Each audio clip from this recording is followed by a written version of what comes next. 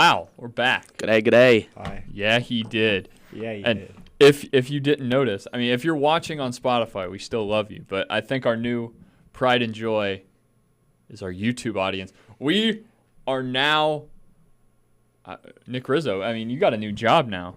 Nick Rizzo, put that white shot on. Let's show the people this this lovely new setup we got. Look at this, man. Wow. We're moving up in the world. And Look at that. and Jared Wallace, our Yes, first. sir. Everybody else told us no.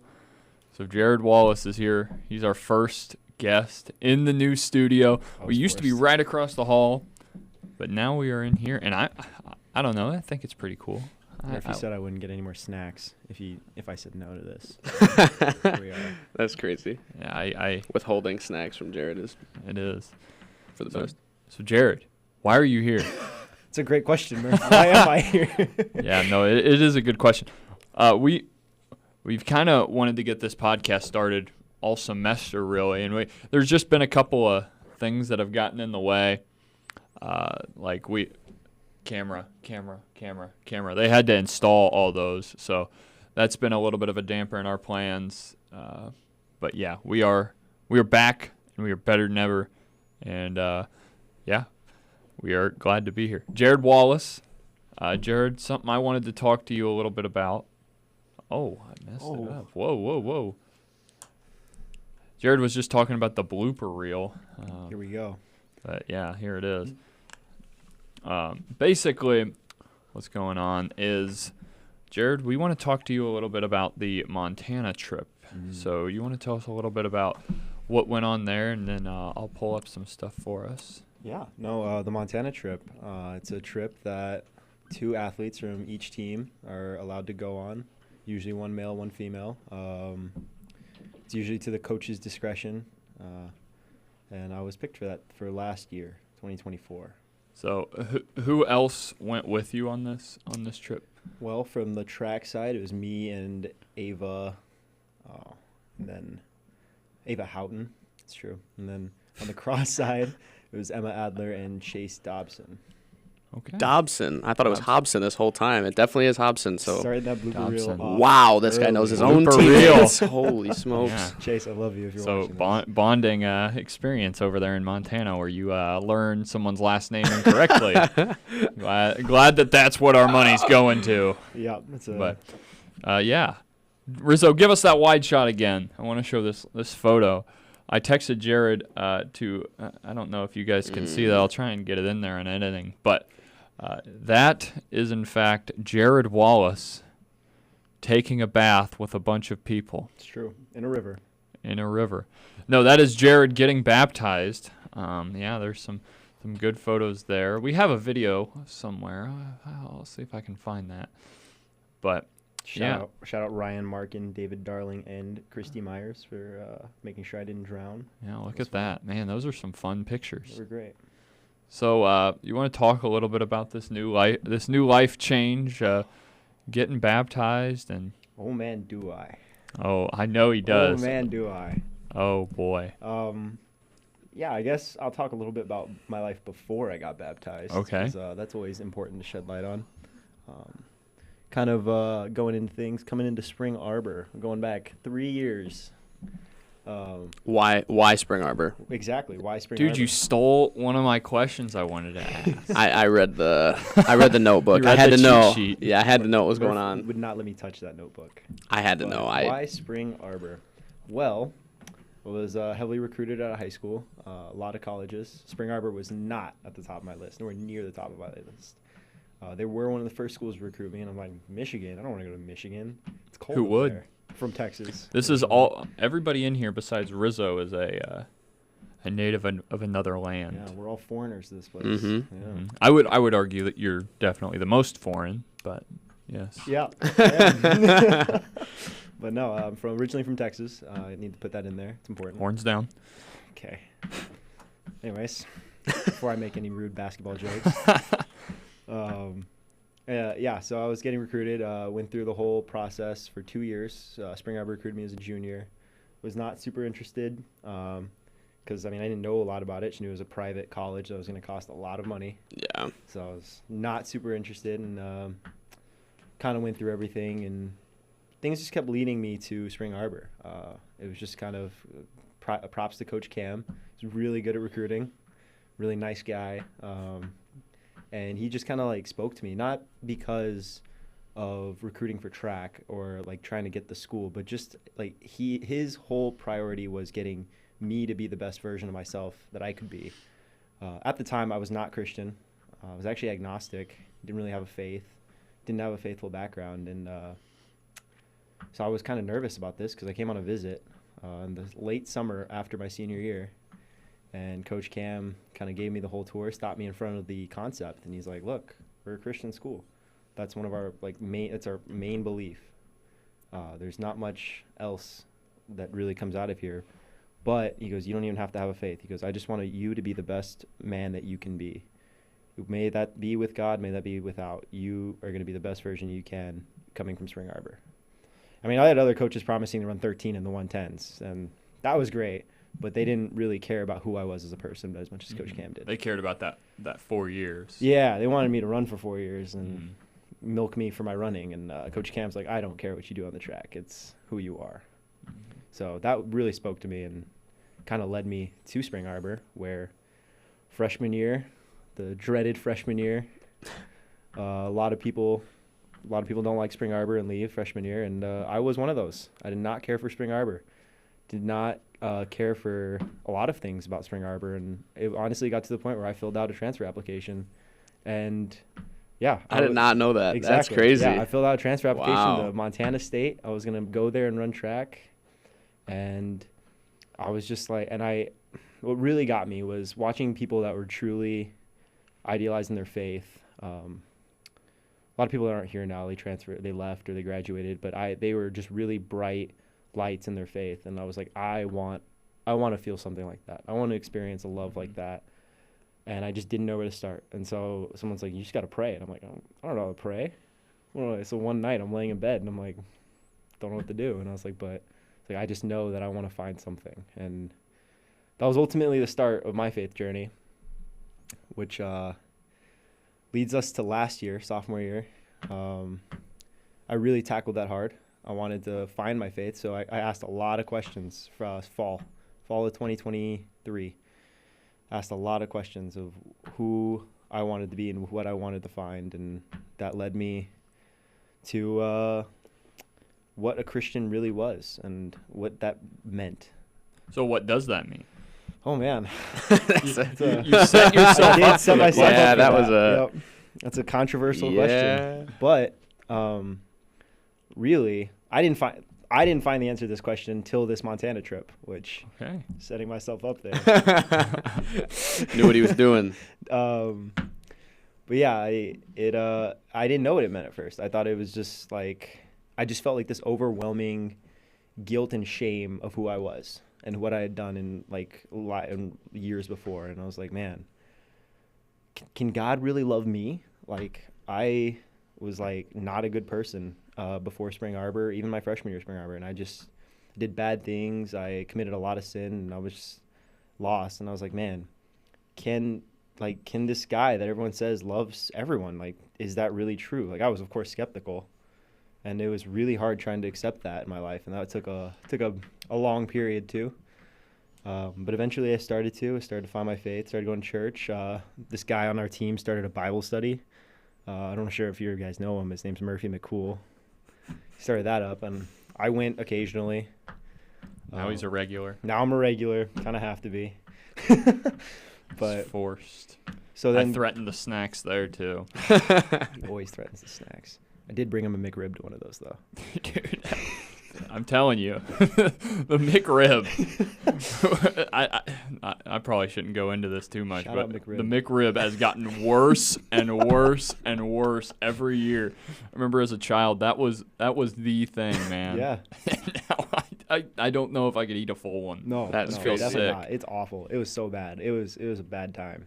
We had like McRibs in high school for lunch. They were gas. Oh, they were real amazing. good in lunch.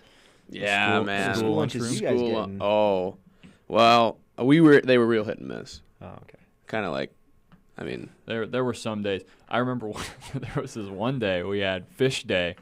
I know it sounds bad. High school fish, but they were stinking good. And here's the thing. Everybody There's was no like shot, you guys. no shot. Everybody was like No you guys. way. And they were skeptical of the fish. So I was eating 4 or 5 fish sandwiches every fish day. I would look forward to it because it was only like once a month on Friday. And me and my friends would prepare for fish day because we knew we were about to just hammer. Murph, just a side note. Did you have a girlfriend at this time? I don't remember. I don't Yeah, think so. I would assume not. I would assume not. No, it's okay. Yeah. Nobody wanted to date Fish Boy. Yeah. Ooh. Yeah. I knew you were called Fish Boy. You had No, to be. nobody was calling me Fish No, Boy. You were that guy. Nobody. But all right, back to Back to faith. Jesus. Back to Jesus, everyone. Fish and loaves. Fishing. I was just about to go there. Feeding the 5,000. And then the 5,000 was just Murph in this instance. Oh man.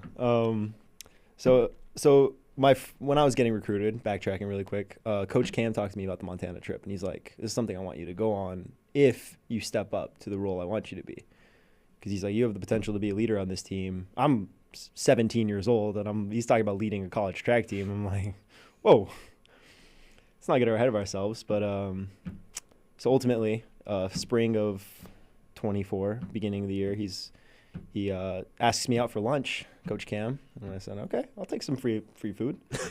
And on this, he's like, I'm going to talk to you about the Montana trip because you really stepped up as a leader, and I've noticed that you're like really interested in your faith, and I feel like this would be a really good idea for you. I was like, I'm down. Of course I'd want to go. Saying yes to that also meant a scholarship increase, so Dang. Hey. couldn't say no to that, but but no, I had to. So I was like really excited because this was like this premier thing that's talked about in Spring Arbor athletics is the Montana trip.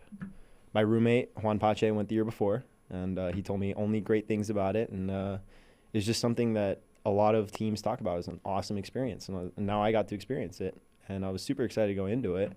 Mind you, still finding my faith.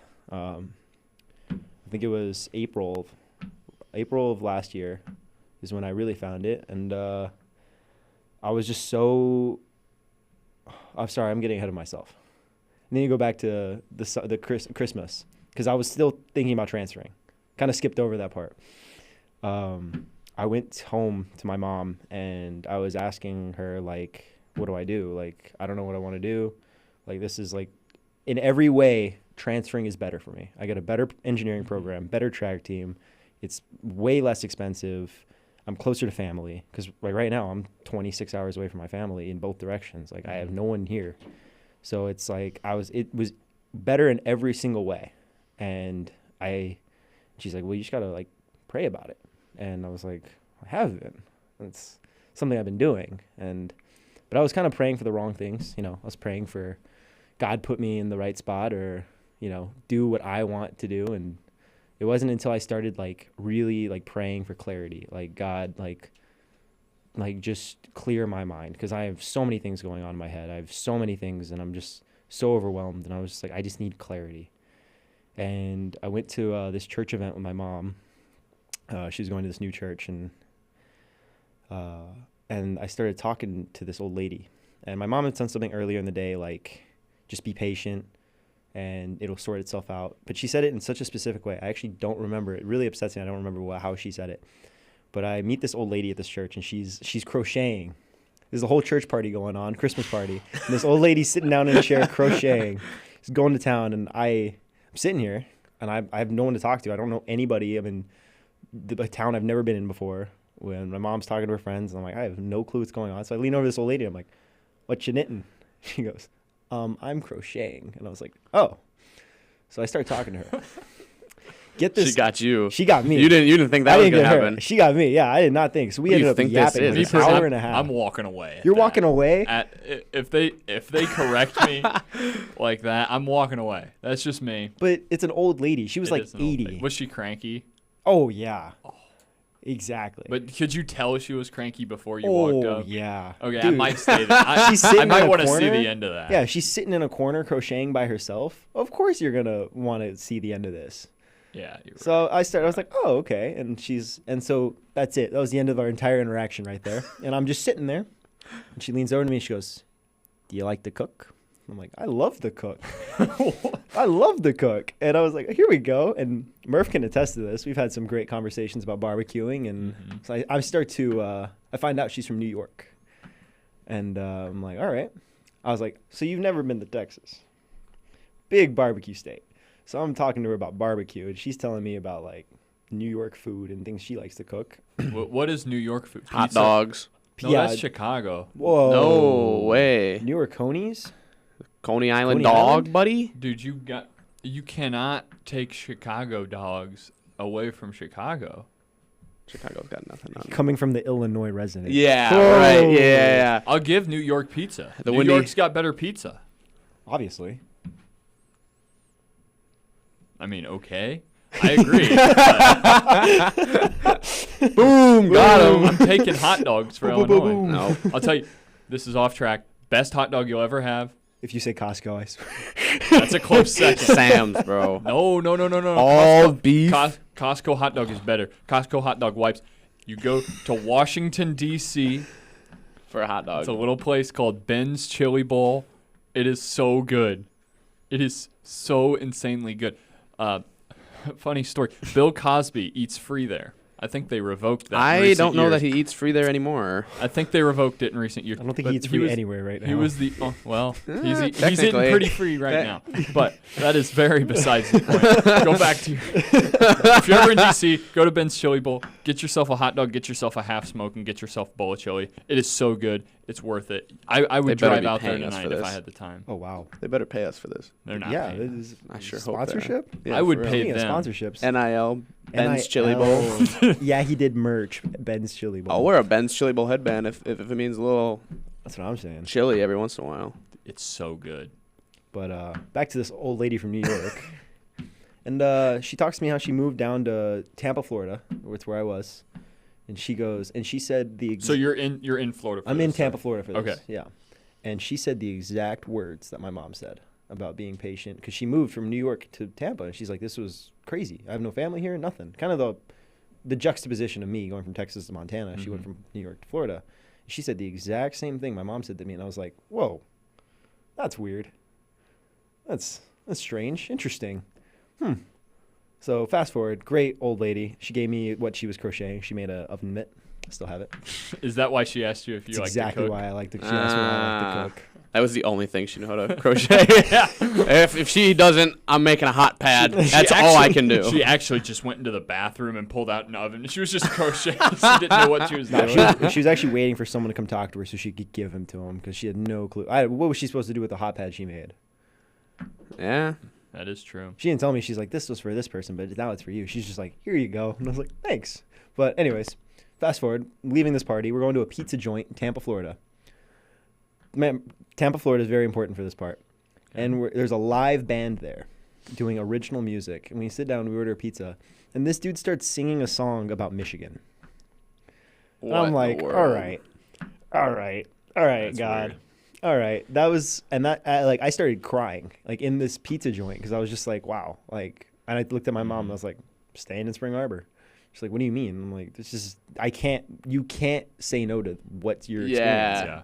I mean, you'd be like Jonah. I mean, you might as well just go and might as go well to hop in the Montana fish. State Yeah, and just exactly. get, I don't know. This guy always talking about Jonah. It's the best story. One of the best stories besides the gospel. I mean, All Might right, as we're well just starting. found it. We're starting a Jonah count. Jonah count. Every time Connor talks about Jonah on the Yeah He Did podcast right. this year, I really we're putting found, a I tally. was, We're at 1. yeah, I was looking in the mouth of the big fish, and God was like, no, this is where you're going to be. And I said, okay. And as a person new in faith, that's like, you can't disprove that. Now I'm feeling like Nebuchadnezzar. Bible study shout out. Shout out. Shout out Daniel. Shout out Daniel. And I just have to admit, like, okay, this is real. Like, this is something that I've seen people love, and now I want this, and now I know for a fact that there's no saying no to this. And I was like, I'm staying in Spring Arbor. And then now we get to the invitation to the Montana trip, and I get this freaking tattoo of the crown of thorns. Wait, you got a tattoo? I do have a tattoo. Jared Wallace has a tattoo. Rizzo, can you zoom in on that? oh my gosh, bro. Jared and I have a little bit. We're zoomed all the way in, folks. Oh, man. So I that's all think you it'll get. be way bigger than that on the. Yeah. Well, if Murph puts the pictures of me getting baptized, you'll get a good view You'll see there. a good picture. But yeah, I'll explain. We have this little bit. Whenever Jared makes me angry, I just shout at the top of my lungs, "Oh, Jared, you got a tattoo?" I wasn't even angry. It draws attention. I could Jared does never not I could that. be ignoring Murph for a second, and we're in the dining commons full of people, and he just yells it at the top of his lungs. Dead stop. Everyone looks at me. Had this tattoo for a year now. Everyone's still never stop. Never fails. Never fails. And of course, we have all these parrots on the track team that all like to start it like us. So we have 5 people now going, Jared, you have a tattoo at the top of their lungs. Yeah. That's so funny. Typically, when I say it, there's a couple others. Yeah. But I got the crown of thorns on my arm to signify, so I'd never forget Jesus' sacrifice for us. Well, that's kind of all it means. I mean, it kind of simplifies like when I was steadfast about my faith, but at the same time, it's like it reminds me every day of what he did, and so, he did. All right. Well, that's gonna be it for today. Turn his mic off. Roll Turn his mic credits. But anyways, we're talking about Montana here, not my faith journey. So we get to. No. I mean that's Well, I mean, perfect. it's It pretty really much what it's about. correlates. Yeah, I'm sorry. I only Yeah. want to know about. Yeah, I know you guys have been Montana. like hounding I me just about wanna know. Montana. What's it like? Is the water colder there? The water was very cold. Okay, keep going. But anyways, so I'm growing in my faith every day after that for 2 months before the Montana trip, and thanking God for every day and going through it. I'm succeeding in track and I'm doing great and I feel at the top of the world. And then, summer starts. I go to Galveston, Texas to visit my brother, thinking I have a job, an internship. Life's great. I finished school for the year. I'm going in the summer with a job and get down to Texas and they're like, we don't have a job to offer you. And I'm like, what? Mind you, I do have a cat at this time. Shout out Sally. I do have a cat. Thumbed cat. She has thumbs. She's adorable. We should have brought her. Oh my gosh. Yeah. I think I would have gotten. This would have been the final episode of Yeah He Did. If Sally was in this podcast room and they found out. I ever just here. This is important for the story. And I have this cat and I'm in this place where I'm supposed to have a job, supposed to have a place to live, and all of a sudden I'm homeless, jobless, and a cat. And I'm like, what do I do? I'm also becoming broke. And I'm like, now I went from this super high to this kind of medium low. And I'm like, what do I go from here? I mean, now I'm not even thinking about my faith. I'm just thinking about how to survive. And luckily my brother's an hour away and I'm like, hey, can I stay with you for a few days? He goes, yeah, why not? And so I go down there and I'm like, look, I'm only going to be here for a week. I go to Montana the week after and things will be good to go. Well, 3 days before I left for Montana, my cat stops eating. And she becomes really lethargic. And I'm like, that's weird. I'm going to do some Googling, do some WebMDing. And Dude, That's really always accurate. good. oh, yeah. Yeah. I remember when I was little, Doctor, I Googled it. I think this is what I have. Oh, the trainers hate me. Yeah. I do that all the time. I go to the trainer. I'm like, Chris, Google says I have an LCL sprain. I think it's gone. I think it's all gone. So I'm Googling. It's like, do this to your cat. Do this, do this, do this. I'm doing all these things. She's not responding to anything. I'm like, all right, I got to take her to the vet. Mind you, I'm broke. And I go to the vet. This is the day before I leave for Montana. And I'm like, oh, okay. Actually, I think this was the day I did leave for Montana. I had a flight in the evening. I went in the morning. There was a tropical storm out when I'm taking this cat to the vet. Everything's closing. I make it into this vet. There's lightning everywhere. There's thunder. There's trees down. I'm at the vet, and they're like, how can you, do you have an appointment? And I'm like, no, this is an emergency. My cat has not eaten for 3 days or gone to the restroom for 3 days. There's something wrong with her. She's 3 months old at the time, tiniest kitten ever. And I'm like, this is not good. So I see the vet, and they bring me into the room. They do a bunch of tests, and they're telling me, they're like, it's not looking well. We're going to do some more tests. If you can leave, we'll keep her overnight. Like, are you a student? Do you need financial assistance? I'm like, yes, I do. And they say, okay, well, we'll see what we can do. I say, okay, great. So I leave. I fly to Montana. I get a call at the airport in Colorado with 30 people on this trip. I know 3 of them. this Montana trip. I don't know the coaches. I don't know the other people. So now I'm in the airport, and I get a call from my brother, and he's like, hey, it's the vet. The vet called me. They think Sally's not going to make it. They're like, she has like this super rare kidney disease that she's going to die. So they're preparing to like let me say goodbye in a few days. And they're going to they'll do what they can to keep her alive for the week so you can get back and say goodbye. And I was like, wow. So now I'm crying in the airport in front of a bunch of strangers. Super humbling, by the way. Little kid, little girl walked by me. Some girl thinks Jared's like his airport crush or her airport crush, and then bawling. he's just bawling. No. What's even better is a little girl, like 3 years old, walked by me, and she goes, "Oh, mommy, he's crying." Oh my god. Most humbling. Yeah, that's experience. tough. It was Yeah. awful. And so now I'm like, man, this sucks. I'm supposed to go to the like leadership and spiritual retreat, and now I'm like like an all-time. I'm in the dumps. This sucks. This is awful. And so we go through the Montana trip. I can't talk about a lot of it because it's supposed to remain kind of secretive. But yeah, no, but it's a really great spiritual journey for those who get invited. But there's some really great messages shared. You meet a lot of great people, and I guess I'll talk a little bit about. Well, I'll talk about my experience. We had chapel every single night for a week. And the first night was a very vulnerable night because it was kind of breaking the ice. And Christy Myers is a great speaker.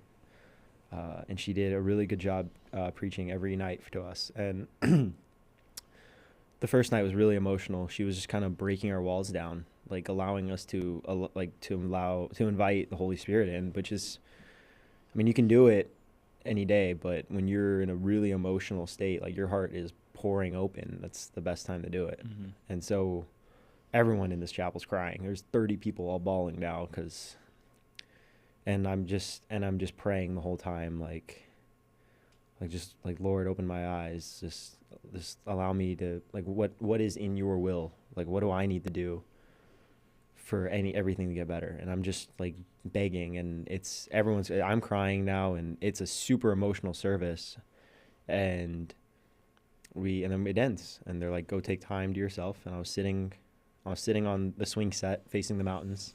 It's a pretty great place if you ever want to swing on a swing set, is in the mountains. Really great view. And I'm reading the Bible. I'm just trying to open the Bible, just trying to find something, and I'm like, I need to go back to my favorite verse. I have a favorite verse. It's my dad's favorite verse. It's John 14:27. I don't have it completely memorized, but it does talk about putting your faith over fear and allowing, like, yourself to, like, just see Jesus and to believe in him, and he'll take care of you. And it's a really good verse. And I just read that over and over again, and I start to feel this like overwhelming peace in my heart, and I just know everything's going to be okay. I'm like, I have to put my faith in Jesus, and he'll take my fear away. And then the next day, Tuesday, we're going about, and it was the day I decided that I wanted to get baptized. We go on this insane hike. I can share about that. It's a super beautiful hike, and I'm talking to David Darling, and I looked at him, and I was like, so what do I do if I want to get baptized?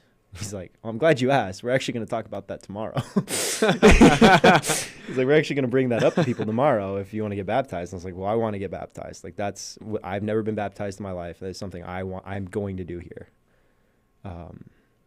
And he's like, yeah, absolutely. We'll get started on that. Like, we'll talk about that tomorrow. I'm glad that you, like, shared that with me. And I opened up to him and a little bit about things. And he's like, yeah, that's awesome. At the end of this hike, we get all the way back down the mountain. This is like a 5-hour hike. And I get a call from my brother after dinner. And I was like, weird. So I go outside and I answer it. And I'm like, hey, what's up? And he goes, the vet called me. It's like a miracle. Like, Sally, they actually got it wrong. Sally only had a kidney infection, and she's going to be okay. I'm just like, whoa. Right after I confessed that, like, I'm going to devote my life to Jesus and I'm going to get baptized, it's all of a sudden everything's okay. And I was like, that's cool. He's got a way of doing stuff like that. Yeah, he Yeah. does. Yeah, he does. He does. And it's just these whoa moments that you just have to stop. Like your heart like feels like it stops, and you're just like your breath catches, and you're just like, wow. Yeah, I hate the term, but it's one of those God things. It is. People just throw that out. Yeah. Yeah, But no, yeah. it is. And I used to hate it too. I used to think that was the stupidest thing. People like, because I mean, what did I know? I didn't know anything. But every time someone's like, oh, it's God, I'm like, God. But now I'm like, it's God. Like you can, once you experience it firsthand, there's no other experience like that. Mhm. And so it was just this crazy experience. And leadership, of course, was a big thing about this camp. We had leadership time all the time, and I'm learning about how to step on as a leader, especially for a track team that's, gender split. That's awful. So me and J4, John Williams the fourth, basketball coach, great guy. I talk to him a lot because I'm like, you're teaching, like you're coaching women. Like, what do you do? Like, how do you deal with it? And he's like, it's hard. As a man, it's hard. We're very different. And I got a lot of input from him because I'm not just leading the guys track team. I'm leading both sides. So it's something that's a very interesting thing to learn about. But so we're going about, then Wednesday, they talked about what confessing your faith meant and what baptizing really means. Like, this is a very serious thing. And I was like, I knew absolutely I wanted to do it. And now I went from the person that was, lukewarm in my faith, always hesitant to do things. And I was the immediately one to jump up, and I'm like, I'm doing this. I'm putting my name in the bin. I'm dying and being born anew. I know for a fact I want to do this. I am willing to kill my old self to be this person. Even if it meant literally, I would do it. And in my life, I've never been the guy to be the front runner, the one out there. I've always been to myself, and it was a really brightening experience. And then Thursday was the day I got baptized, and that was awesome. We went rafting down this river. And he fell in. That was it. I fell in. Yeah, they pushed him right off the I raft. fell in, and I prayed to God that I wouldn't die, and they pulled me out. No, we rafted down the river, got to the spot, and they set up baptism, and it was actually really poetic. Where I got baptized in the state of Montana, where my dad lives currently. It's going to get really, really weird for a second, but it's where my mom left my dad, was 30 minutes away from that spot. And it was like, it's kind of like I hated being in Montana for a year. And so it kind of, not only did it kill my previous self, but I also kind of got a new redeeming for the whole state, really. Mm-hmm. And so it's no longer a place that I hated to be, but it's like, this is where I was born anew. In a river, also pretty cold. The river was cold, by the way. Snow runoff is cold. But Wouldn't believe it. yeah, right? Yeah. And mind you, in the pictures, that fist bump was not planned. I did not say I'm going to go in there, I'm going to fist bump. I just had like the overwhelming sense to just praise the Lord in that moment. Amen to that. Amen.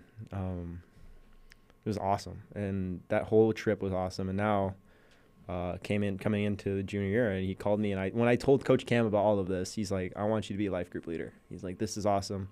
I want you to show other people what it's like to have a hard time coming up in your faith, but finding it and being this completely different person."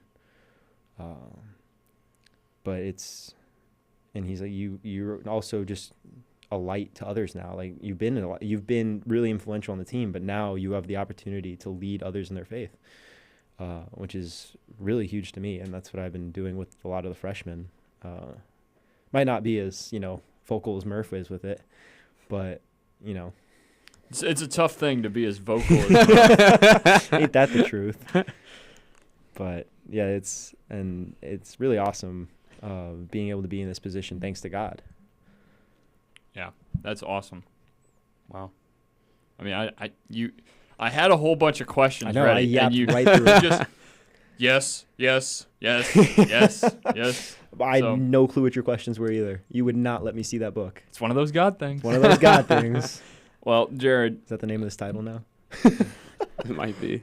maybe, but it definitely is. It's one of those God things. One of those God things. But Jared, if you had one message to the world that you wanted to get out there, one message to everybody listening to this podcast, what would it be? Oh, man. Don't let your past define you, who you are today. or tomorrow, because that could be completely different than the person you woke up in the morning to the person you go to sleep. Amen. Amen to that. Don't take anything for granted. Especially that.